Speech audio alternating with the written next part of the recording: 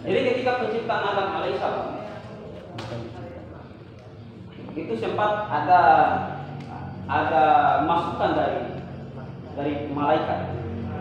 Para malaikat itu mengatakan qala tajal fiha majusidu fiha wa yasfiku dima wa nahnu sabbu bihamdi wa bismillah qala inni a'lamu ma la ta'lamun. Pada ayat itu teman-teman sekalian, malaikat itu dia sudah bayangkan, karena manusia tadi di ayat sebelumnya tadi yang saya paparkan tadi, di ayat sebelumnya bahwa manusia itu diciptakan, bahwa Tuhan akan menciptakan basar, yang namanya basar itu dibekali dengan nafsu, dibekali dengan kebutuhan fisik, sehingga dia akan cenderung melakukan pertumpahan darah. Tapi oleh Tuhan ketika malaikat itu kemudian sedikit memberikan memberikan masukan kepada kenapa engkau hendak menciptakan orang yang akan menciptakan kerusakan dan pertumpahan darah di dalamnya. Kemudian dijawab oleh Tuhan,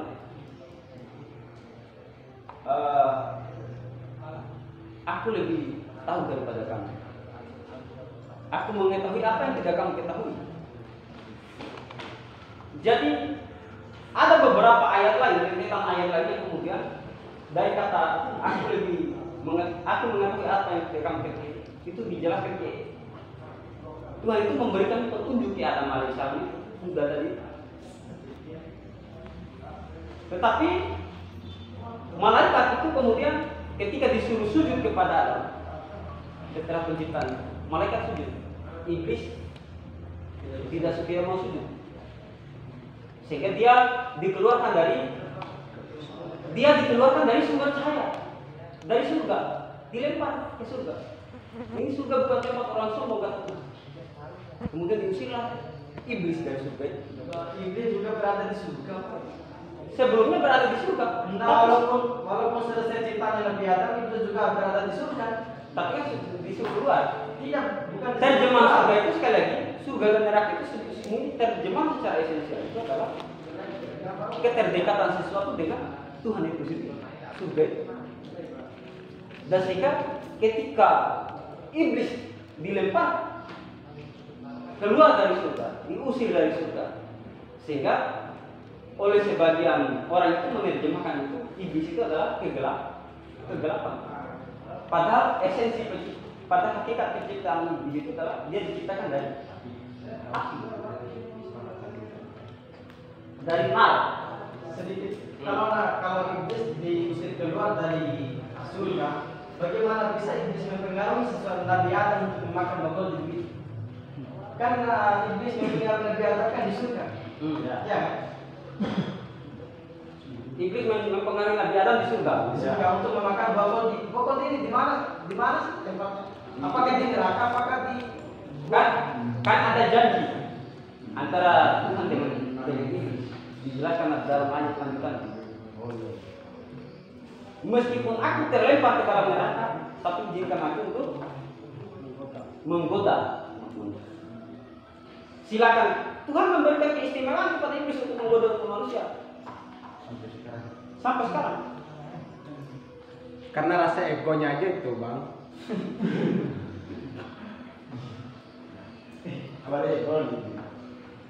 Iblis diberi keistimewaan untuk menggoda manusia agar ada temannya keluar dari surga. Tidak berarti di bumi ini bukan surga. Bumi juga bisa menjadi surga bagi kita. Tergantung perspektif mana yang kita pakai. Iya. Jangan dikira neraka itu hanya di akhirat. Tergantung pada perspektif mana yang kita pakai. Ya baik, selanjutnya sampai di mana tadi ya? Sampai pada baik dan buruk. Baik dan buruk itu dia tidak punya eksistensi. Yang punya eksistensi itu adalah tadi itu yang al-haq, an-nur, al-ad, hanya itu. baik dan buruk itu adalah terjemah sesuatu. Ketika misal manusia dekat dengan Tuhan, maka dia diterjemahkan sebagai baik. Hoi, di hoi.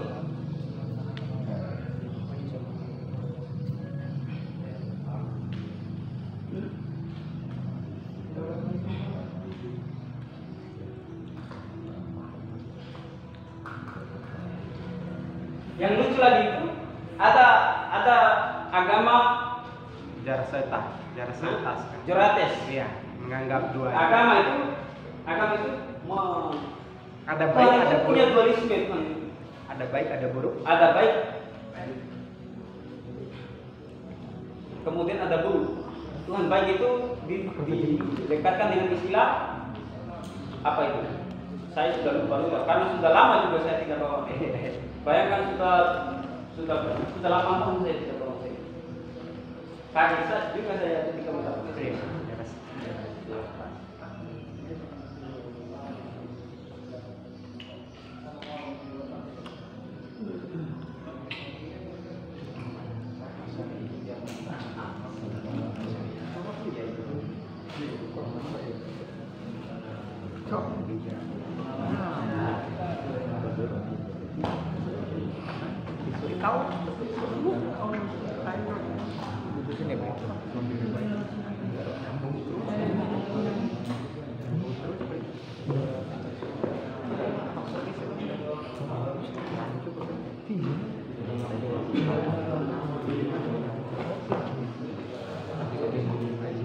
Jadi kemerdekaan manusia ini teman-teman, ini bisa kita terjemahkan sebagai ikhtiar. Ikhtiar manusia atau usaha manusia. Pertanyaannya lagi bang. Tetapi usaha ini masih ada ikannya, belum saya jelaskan. Masih ada sesungguhnya. Masih ada kode dan kata yang belum saya jelaskan. Biar kalau rukun iman dalam Islam itu dibangun atas 6 perkara. Amantu billah wa malaikatihi wa kutubihi wa rusulihi wa yaumil akhir, kemudian wa qada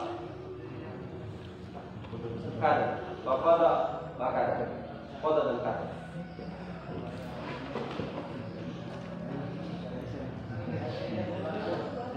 Apa yang dimaksud dengan qada?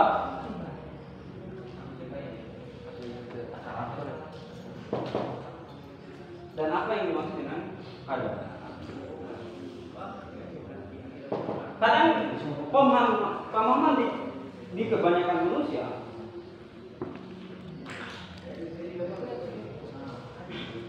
seolah qada dan qadar ini adalah takdir. Seolah qada itu adalah ketetapan Tuhan dan qadar itu adalah takdir itu. Tidak. Takdir itu dia berbeda dengan qadar. Kalau qadar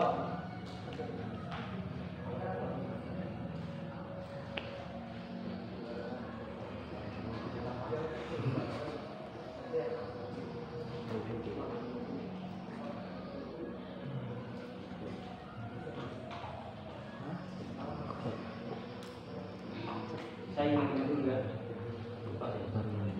Kalau qada itu adalah ketetapan. Ya bang, ketetapan. Ketetapan atau hukum pasti yang diciptakan oleh Tuhan.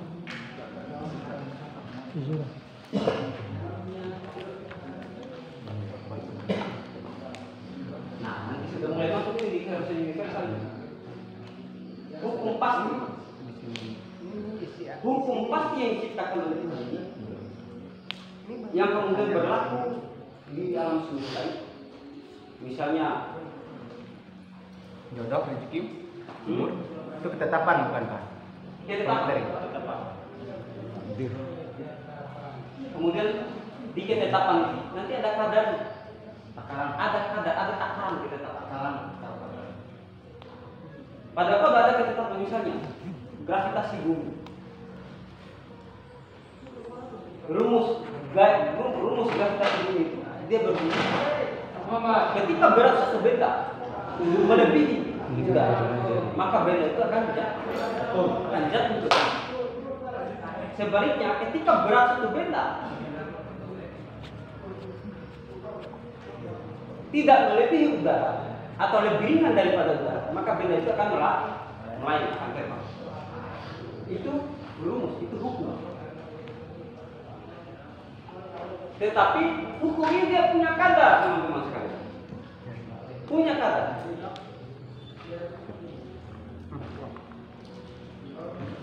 Karena hukum ini dia punya kadar, punya ukuran, tidak selamanya itu berlaku ketika dibenturkan dengan hukum Tuhan yang lain. Ketetapan Tuhan kaitan dengan gravitasi bumi, salah satu contoh gravitasi bumi, kadang tidak berlaku. Misalnya, pesawat itu tidak berlaku bagi gaya gravitasi bumi. Padahal tadi rumusnya bahwa ketika berat satu benda melebihi udara, maka benda itu akan jatuh.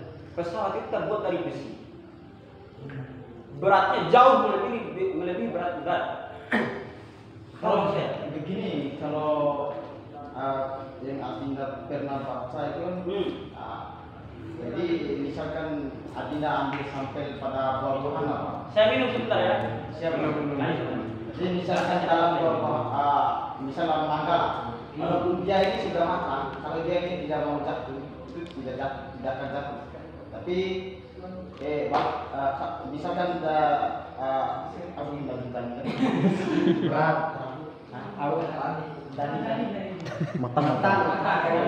setengah matang. Kalau dia ini jatuh pasti jatuh, Pak.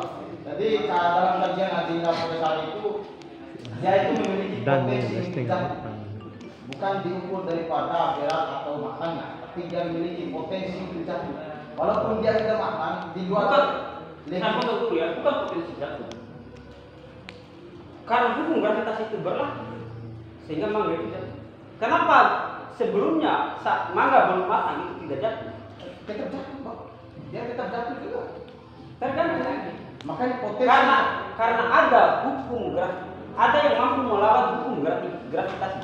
Ketika kekuatan bukan kekuatan angin, apa namanya istilahnya mangga itu? Ketika kekuatan buah mangga menempel pada pohonnya, itu lebih kuat daripada gaya gravitasinya, maka dia tidak akan jatuh. Tetapi ketika perlahan mangga ini sudah tidak kuat lagi menampung buahnya, maka dia akan jatuh. Sama halnya dengan kita, hukum itu akan berlaku kita. Tapi Pak Syarif, kalau dicontohkan seperti itu, gravitasi itu adalah termasuk hukum ketetapan Tuhan. Iya, hukum ketetapan. Tapi hukum ketetapan itu hanya bisa dikalahkan oleh hukum ketetapan Tuhan. Artinya, maksudnya gimana itu? Maksudnya artinya hukum ketetapan tadi terbatas gitu kan? Nah, hukum Tidak terbatas. Nah, ketetapan Ini Tuhan kan akan terbatas, berlaku. Semua akan berlaku. Tapi ada hukum Tuhan yang lain yang mampu melawan hukum ini. Misal kayak pesawat, ketika ada rumus baru yang kemudian ditemukan oleh beberapa manusia, rumus itu adalah hukum Tuhan itu. Yang ditemukan itu adalah hukum Tuhan. Sehingga ada rumus ketika menggunakan baling-baling pesawat jet misalnya, dengan kekuatan baling-baling dia mampu menerbangkan pesawat sehingga mengabaikan hukum gravitasi. Ketika suatu saat misalnya baling-baling itu mati di tengah jalan karena mengandalkan kekuatan mesin, maka dia akan jatuh, akan kembali kekuatan gravitasi itu. Karena hukum itu tidak mampu lagi melawan gravitasi. Begitu rumusnya. Sama halnya tadi, misalnya kasus Nabi Ibrahim, misalnya. Nabi setiap manusia ketika dibakar dia akan hangus. Tapi oleh karena kualitas Nabi Ibrahim lebih tinggi daripada kualitas api karena ada bantuan Tuhan, maka Nabi Ibrahim menggigit. Sama halnya kita di sini. Kita yang tinggal di kota dengan orang yang tinggal di Parado, kita tidak akan kuat tidur di Parado karena menggigit itu diri. Kalau teman-teman perantau enteng saja mau dapat banyak pun di daerah yang begini masih enteng. Kalau kita yang biasa yang tidur yang biasa hidup di kampung-kampung yang panas ini, ketika dihadapkan dengan suasana alam di Parabo, menggigil kita. Karena kualitas tubuh kita tidak mampu menandingi kualitas alam. Bisa dipahami tidak maksud saya? Kalau kami perang itu kan bukan dari kualitas tubuhnya, tetapi pertolongan Allah itu. Pertolongan Allah, tapi karena di samping pertolongan Allah itu lewat kualitas tubuhnya, sehingga api itu dia tunduk pada Nabi Ibrahim.